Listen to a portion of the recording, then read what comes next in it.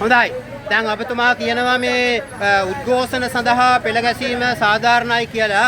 ඔව් ඒක අපිටත් පේනවා. ඔබතුමා මේක එකවර මෙත පියවරට ගියේ නෑ. ඉස්සල්ලා ලියුම් දාලා ඒ අවශ්‍ය අයව දැනුවත් කළා. ඊට පස්සේ ඇමතිවරු සහ පුළුවන් ඉහළම නිලධාරීන් දැනුවත් කළා. ඊට පස්සේ තමයි මෙතනට ආවේ. ඒක හරි අපි පිළිගන්නවා.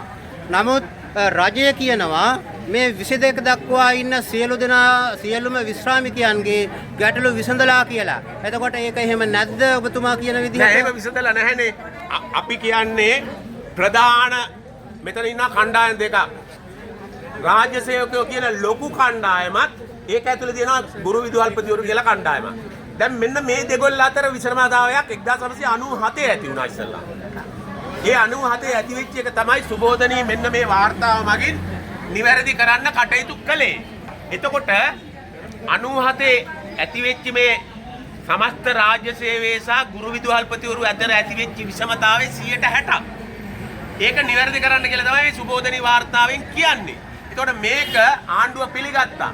ආණ්ඩුව පිළිඅර අමාත්‍ය මණ්ඩල තීරණ දෙකක් යටතේ මේක පිළිගත්තා. මෙහෙම ගුරුවරුන්ට සහ විදුහල්පතිවරුන්ට මේ විෂමතාවයක් ඇති වෙලා තියෙනවා. පිළි අරගෙන මේ 160 කොටස් තුනකට බෙදපුවාම 120යි. එක කොටසක්. අන්නේ 120 හේවත් තුනෙන් එකේ කොටස 2022 ඉඳලා ගෙව්වා ගුරුවරු සහ විදුහල්පතිවරුන්ට. ඇත්තටම ප්‍රශ්නේ ඇති උනේ 97. එතකොට 21 දක්වා හිටපු මිනිස්සු අවුරුදු 24ක් මේ ප්‍රශ්නෙන් බැට කාලා තියෙනවා. ඒ මිනිස්සුන්ට සතයක්වත් නැහැ. දැන් කියන්නේ මොකද්ද කියන්නේ? අම්බලා ඉඳපල්ලා සද්ද නැතුව.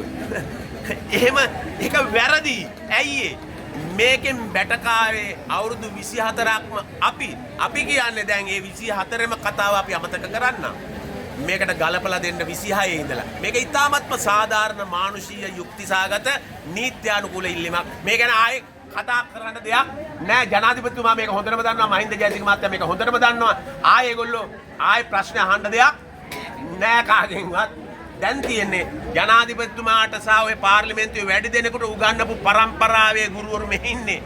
අඩුතරමේ මූසිලියෝ වෙන්නේ නැතුව මේ ප්‍රශ්නේ විසඳලා දෙන්න කියන එකයි කියන්නේ.